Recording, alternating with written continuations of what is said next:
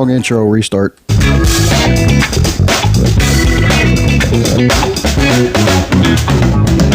Hello, welcome back to another ProjectAlice Podcast. I'm Tavery, and this is my dad, Joshua. What's up? Howdy. So, we're recording a quick episode before the football game. Yep. Because Tavery has stuff she wants to talk about. I do not. I just wanted to do a podcast. You said you wanted to do this. I said I wanted to do the podcast. I didn't say I had stuff to talk about. You have to have stuff to talk about if you're going to do a podcast. Well, I don't. You come up with something. I bet I got the answers. Easy. So, football season's winding down. Yes. We've had a good season. Mm-hmm. Some disappointments mixed in there.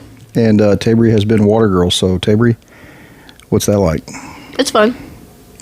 I mean, I like it.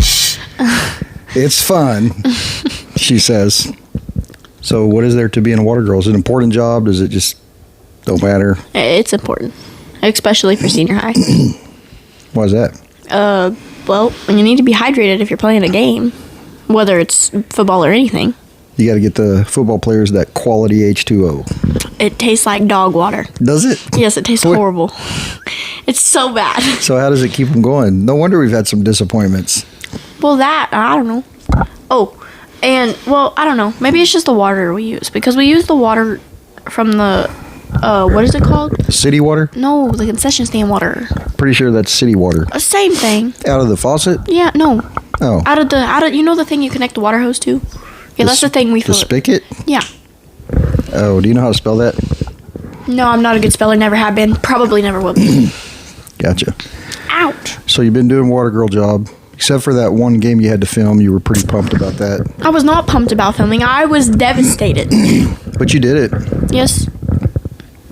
But Chambers was kind of fluffy about it because we didn't use the tripod.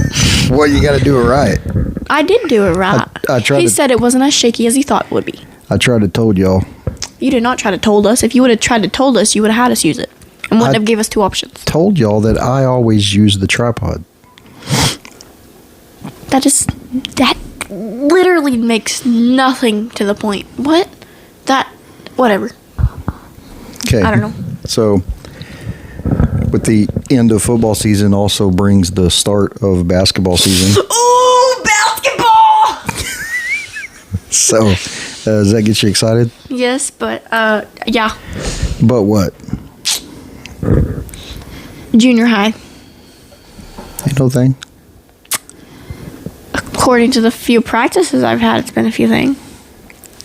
Tavery feels like she has a long way to go, which is good. You should feel that way. You always have a lot to learn. Well, yeah. I mean, but, like, playing the way that I have been on junior high lately is not the way that I should be playing. You got to work through it. And I will. Trust. Get those practices in. Yeah, every single day next week.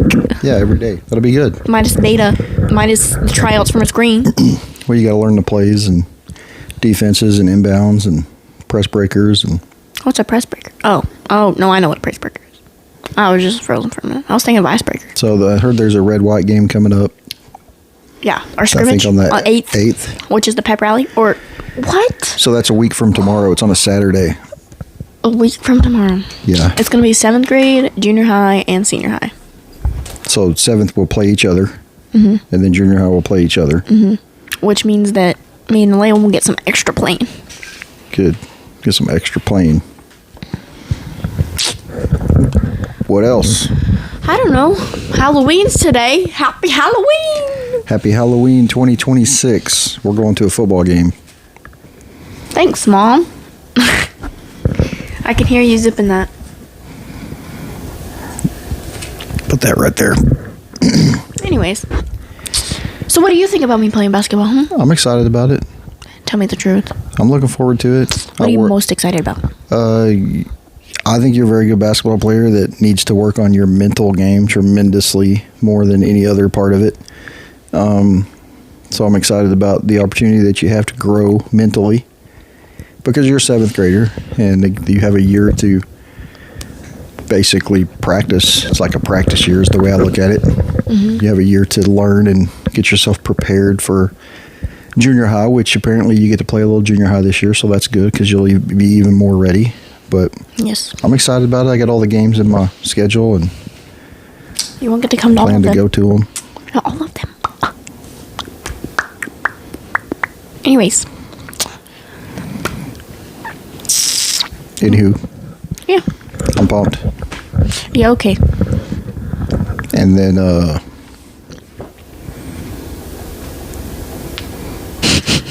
You got caught on camera. and then, what else? Why are you asking me? Let me ask you a question. I got to think. Okay.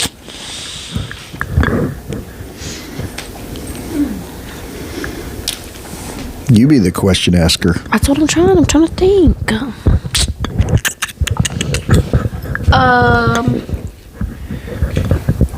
What's something?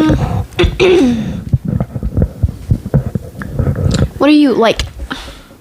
I don't know. What? It's hard. Yeah. Love you too. What do you think the best thing, like, aspect I have of playing basketball is? Well, I can tell you that the most important thing about being on any team is being a good teammate. That's far and away more important than anything else, because you can have a team of a whole bunch of really, really good players, and if they're all crappy teammates, they're probably not going to win that many games. Yes. And so I think that you're a good teammate. I think you have a lot of good teammates. I think that you are yourself have been a good teammate. I appreciate that the most. I will always say to you that more than anything, I would rather walk out of every game, every gym with everybody in the gym saying, man, that girl, she had it. Like, that's a good dude right there. And I'd rather them be saying that about you as a person than saying, oh, that girl, she might have had 30 and 10 stills, but that's a bad attitude. Yeah, I don't want that. Because that ain't going to get you very far in life. And playing sports is important.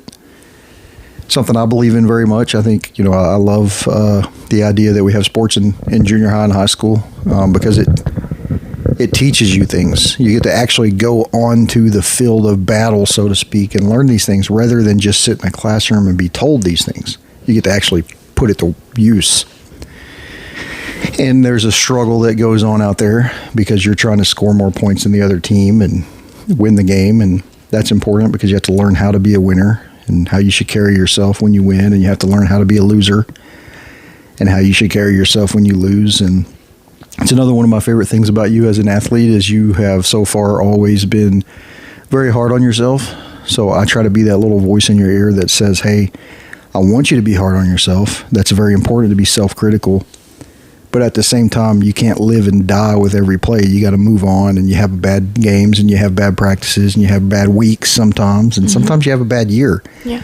But you take all that, and you just stack it all together, and you think about it all the time, and you use that for the motivation to build the disciplines that you need to really be good at something. And that's another thing that I like about sports in general is you can learn at a young age that how to get good at something, because most people aren't just naturally good. And there are some people that are, but most people aren't just naturally just good at something. And if you have that desire to be great, especially, most people are not just naturally great at something. So sports teaches them that you have to put in the work. And if you're willing to do that, then you can see the progress. Then that's good motivation for you when you move forward to put in that work, because that's another thing about sports that I love. A lot of people down talk it because, they want to up talk, if you will, academics. And I understand that academics are very important. We got to get off to a good start, mentally in our academics. But they want to down talk sports and the role that it plays. But you learn so many life skills through playing sports that, I feel like they're critical to being in our schools, and it's worth the time that it takes to, because, you're not just learning how to do math, and you're not just learning how to read. You're learning how to coexist with the world. You're learning how to coexist with your teammates, and you're always going to be on a team at work. Yeah. And you're going to have to work in your life to make money to support you and your family and your dad when he gets old. Which will be a long time from now, because your dad's super young. He's a cool guy. I know him. And but I could go on and on. I mean, there's there's a lot to it, and I'm glad that you finally found something that you're interested in. And but yeah, let me backtrack a little bit because I got sidetracked. I like the fact that I believe you're a very good teammate. I believe you care about your team. You want to be the best player on your team, as every person on your team should want that. But that doesn't keep you from cheering for your teammates and rooting for your teammates. And I think even at a young age, you have a good understanding that the better your team is, the better that you will be, because it forces you to be better. And, you know, the more team success you can have, the better chances you have to get farther and, you know, get people to notice what you're doing and stuff like that. And that's part of the ultimate goal. So I like that you like to play defense. It's my favorite. Some people, I have coached a lot of teams, and almost every kid wants to score, you know, put the basketball in the basket. Every kid wants to do that, but not every kid wants to block out. Not every kid wants to, you know, do the bang bang stuff and body up somebody and dive after loose balls and do the dirty work. And you know, I like that you like that part of it, and because those things are equally important to team success. I mean, you can score as many points. You can score 100 points and still lose because the other team scores 101. You know, so, and everybody can't be the leading scorer. Everybody can't be the leading rebounder. You know, and they're all these stats are important to the end of the game, and I think you understand that. So,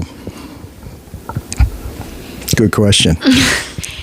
If you're wondering why he says that he wants me to work on my mental skills, because, like he said, I think that I have to be harder on myself because I started later than most people did, and my dream is to go pro one day. And the way that I think about it is that if I keep making the same mistakes that I'm making every single time that I go to like a practice or have a game, like I get the fact that we have those days, or we have those months, or we have those years, whatever. But like, still, it makes me feel like that every single time I make one of those mistakes or make multiple of those mistakes, because half the time it's not even just one, it's like the entire time. So for that to happen, it makes me feel like I know what I'm supposed to do, I'm just not matching how to do it. Like, I know the fact that to block out, I have to get on my person and field them. But if I don't block out that person gets the ball, that was on me. Yeah. There's one. It can go on and on, like for anything. I could not dive for a loose ball. I could shoot a dumb shot. I could pass to the other team.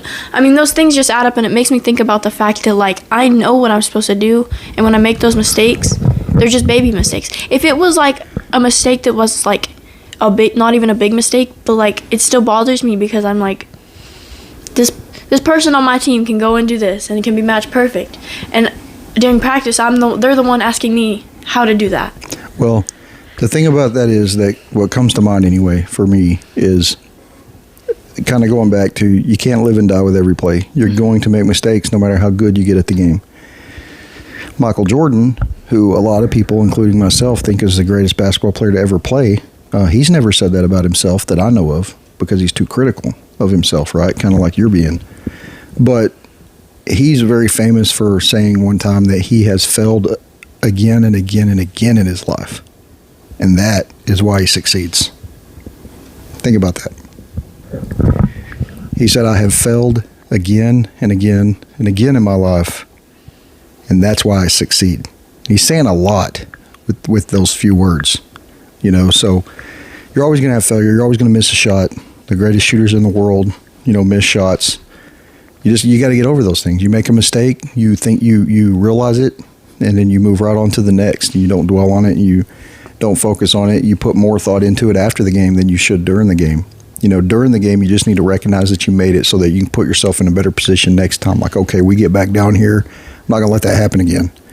I'm going to find a way to get better positioning or be where I need to be, because a lot of basketball is just being where you need to be. A lot of sports in general is just having your feet get you where you need to go and be in the right positions.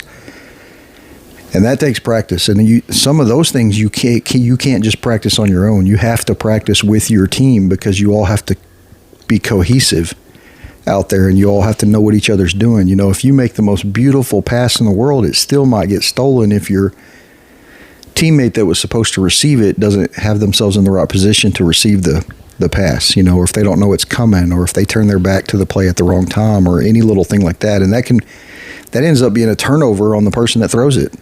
The football, a lot of times the quarterback throws the ball before the receiver makes a cut. So you're naturally going to have times that he throws an interception because maybe the receiver cuts the wrong way, or the quarterback, threw the wrong way. He's cut the right way, but the quarterback was thinking he was going to cut the other way, or vice versa. And those things happen, and that's a team mistake. But the receiver doesn't get the interception put on their stats, which is kind of a negative stat, an interception, and only the quarterback gets that. But that's okay. I mean, I always say in sports, be Batman. Be Batman, because what is Batman for Gotham City? He's whatever Gotham City needs. Sometimes he's the hero, sometimes he's the villain, sometimes he scores the points, sometimes he don't. He just gets the blocks and the rebounds. He's whatever Gotham needs. Batman is the ultimate team player. That's what I love about it, even though he's fictional. I guess then again, I understand all, right? I get what you're putting into me. But then again, when I think about it, I'm like, okay, let's say we go to an away game, right? Okay. New people. They hardly know me. They don't even really know our team because we're 7th graders. We just moved up, right? Mm-hmm. I get we maybe still playing the same team that we played for years in elementary, but it's different. Yeah. We're in high school now. New court, new everything. New rules. Pretty much everything is different. Mm-hmm. Well, what if a new person comes up? Well, let's say a scout's there, right? Okay. And I'm older, and yeah. That person has never seen me play basketball before. If I make those so many mistakes, they're going to think that that's how I play regularly. Mm-hmm. Because it's the first time they've ever seen me play. So then again, that's why I'm hard on myself, because I use that as to the next time that I play them, maybe I can be better. Yeah, you want to be able to perform under pressure. I mean, that's why I say people are always there watching you. And in this day and age, everything you do is on video. Yeah. So every good play you make is always going to be out there to rewatch. Every bad play you make is always going to be out there to rewatch. But I can promise you that when a scout is at a game, they're not just looking for how many three-point shots you make, how many rebounds you get. They're looking to see how you treat your teammates. They're looking to see how you respond to your coach. When your coach is getting on you, do you look dejected, ticked off, mad, or are you taking it all in? Yes sir, no sir, yes ma'am, no ma'am. That kind of mentality. That's what a good coach who's going to be there scouting you. That's what they're going to be looking for. They're going to want to know if they bring you onto their team and their family, are you going to be somebody that they can coach, that they can teach? Because you just have to understand that they're not just looking for how many touchdowns you score, so to speak. They're looking at the whole big picture, and those people understand that you're going to have good games and bad games. They're going to know if they're there to watch you. They're going to know who you are, because they're not just going to show up and say, "Oh, let me check out this girl." They're going to be like, "Oh, I heard this girl's doing good, or she reached out to us and she came to one of our camps, or she comes to all of our camps, and we got her measurables, and and go see her play." Finally, if they're to that point, they already believe in you to some degree. They already feel like maybe you can help them out.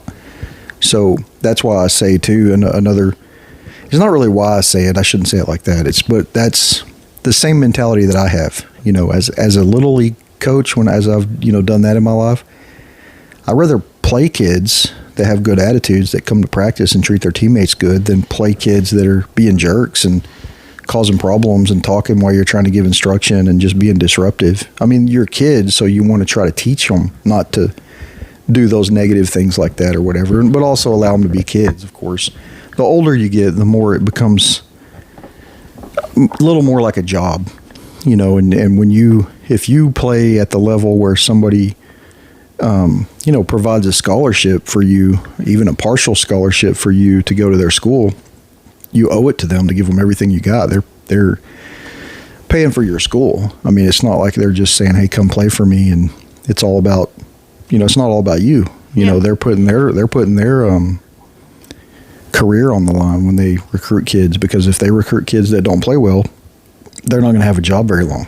If they recruit kids that do play well, then they'll keep their job, or they'll move on to bigger and better jobs, even. So, but that's a byproduct or a side effect of it. That getting a chance to play collegiately or professionally isn't why you sign up to play in Little League. You know what I mean? And that's not really where you're at. And I'm glad you're thinking about those things because you're thinking about the future. You know, you're 12 years old.